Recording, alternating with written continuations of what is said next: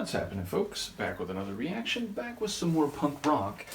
And I suppose I can't begin this video without dealing with the elephant in the room, which is to say, I'm going to react to Anti-Flag for the first time in a few years. And in fact, I think the last time I reacted to them was late 2022, so initially that pause was just because I was trying to start reacting to a number of different punk rock bands in the early days of my channel. But by the time I went to come back around to Anti-Flag, they had abruptly broken up. And I think I've talked about this in a few places. I know I wrote a comment on the Anti-Flag Discogs page. But yes, bottom line, if you don't know the story, they were a band that got started in the early to mid-90s. I want to say like 93, something like that. They were from the Pittsburgh area. They released a first album called Die for the Government. And then their lead singer, Andy Flagg, left the group because he had some personal disputes, and shortly thereafter, one of the original members, Justin Sane, which again is sort of a stage name, I believe Justin Geever is his real name, he took over lead singing and songwriting duties. They brought in a couple other people, and they became a four-set for many, many years after that, and they continued right up to 2023. Well, the reason they broke up is because it became apparent initially through like a podcast, and in this podcast, and I think a couple other like online forums, it wasn't explicit who they were talking about, but they were saying that there was a lead singer of a punk rock band, a political punk rock band that had been somewhat predatory in his behavior toward women, and had essentially like coerced some women to being in relationships, or had behaved inappropriately in those relationships, and I think in a few cases had been in relationships with women or girls who were technically minors at the time. And then the Rolling Stone publication, Rolling Stone, put out an article that identified Justin Sane of Anti-Flag as the singer they were talking about. The other band members by this point had already disbanded the group, and they released a public statement condemning Sane, saying, look, you obviously used our beliefs and our messages as a band to cover up these personal issues and egregious activities that you were engaging in, and we wholeheartedly condemn it, and we don't want to be part of this anymore. So the band came to an abrupt end. I think Justin might have even moved out of the country, because I think he's also like an Irish citizen. Bottom line, it was a really unfortunate end and an unfortunate revelatory expose for a group I had followed for a long time. Now, as I would say in other cases, I think there's a lot of good meaning in their songs, and I think a lot of their songs are rocking, good-sounding punk rock. But yes, it's just been a little awkward the last couple years, because I can't hear them, of course, without thinking of this controversy. So, at the end of the day, I condemn Justin the same way his band members did, and I give full kudos to the other band members for, upon learning of this information, not circling the wagons, not trying to, play the, plausible deniability game and so on. There was enough evidence and enough testimony that they instantly said, look, this doesn't stand with the values that we've been singing in our music for now multiple decades. We're done. We don't agree with anything that he has done, and we ultimately are ending as a band because of that. So, respect to them. The point is, there's a lot of good music of theirs I'd still like to react to. It took me a while to come back to this. I want to give a shout out to Michaela. She had commented on a couple Anti-Flag reactions in the recent weeks and months, and ultimately, again, it was one of those issues where, eventually I'm going to come back. I'll have to talk about it in the way that I'm doing now, but once we get that out of the way, as I said, I think there are a number of great songs on their albums that do have legitimately good messages, including, and perhaps ironically, messages of female empowerment and speaking to the rights of women, the way that they can be oppressed and indeed mistreated and exploited. So again, that was part of the other band members' statement that, your actions have directly undercut the messages that we were providing in our songs, and, we never knew you were using our band as a cover for, the issues you had deep down and the crimes that you committed. So ultimately, as I said, it's a very unfortunate way the band fell apart, but I'd still like to go through some of their music. So, that having been established, We're going to listen to a tune, and this is Justin on the back here. We're going to listen to a track from their 1999 album, A New Kind of Army, on their AF Records. I believe their first couple albums were self-produced. Eventually, by the time you get to Underground Network, which I think was like 2001, they went over to Fat Records for a while. I think they eventually released albums again on their own label after that. And people may know, if you follow my punk rock reactions, I reacted to a couple Reagan Squad songs. They were on the AF Records label because they were also like a Pittsburgh-based band. They didn't last that long, unfortunately, but yes, AF Records, and thus the people who ran AF Records that were part of Anti-Flag, they also brought some other great punk bands to public attention. So again, it's a complicated situation, but I think they have a great catalog of music, so we're going to go back into it.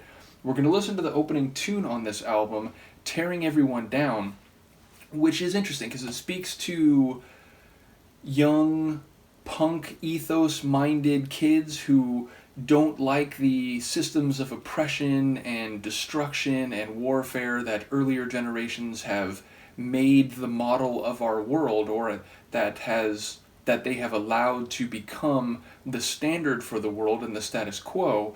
But the song it's critiquing the world that we've inherited from our ancestors and the generation above us, but it's actually more narrowly focused on the way in which young kids, whether you start a band, whether you start a zine, meaning a magazine, in a certain scene, like the punk rock scene, oftentimes people feel like they want to make a big change, but big forces and powerful forces aren't so easily dislodged from their control, and so after a while, and indeed, this reminds me, there's a song by the Dead Kennedys about similar ideas like chicken shit conformist, or even where do you draw the line.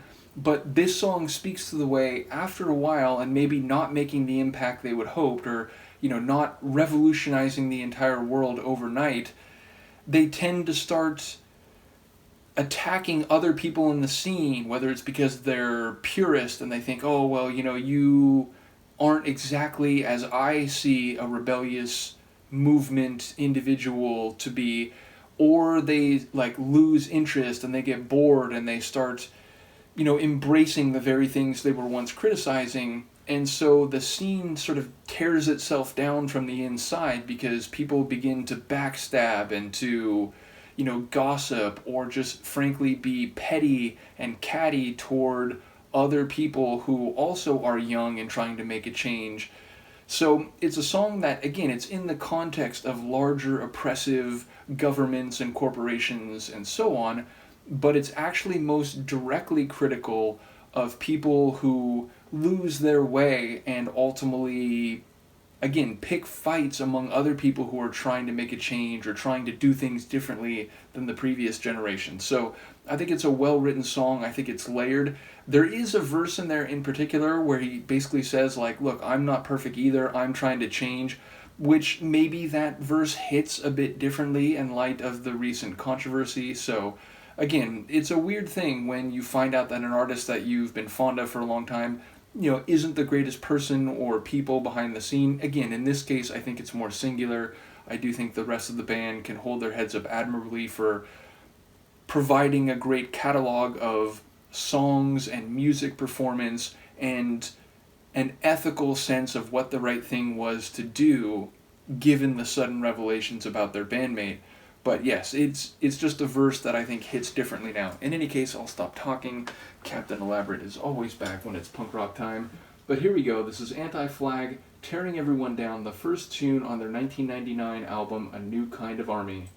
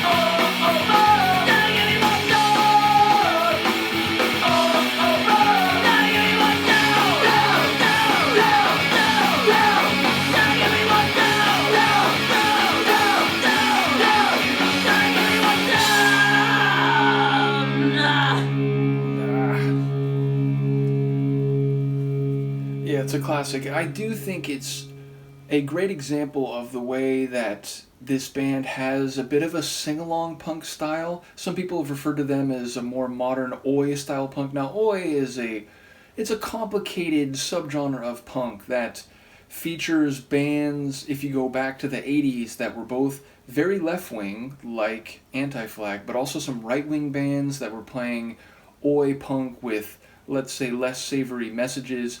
Nevertheless, the point is, oi bands tend to have these sing-along type choruses, and this is one that I think very much hits that with that oh, oh, oh, oh follow-up to the title track or the title line of the song. But yes, I do enjoy those like quick dead pause moments before the chorus rolls in, and it really has this physical embodiment of what it's saying, like tearing everyone down. It feels like pulling down, like when it jumps back into the chorus.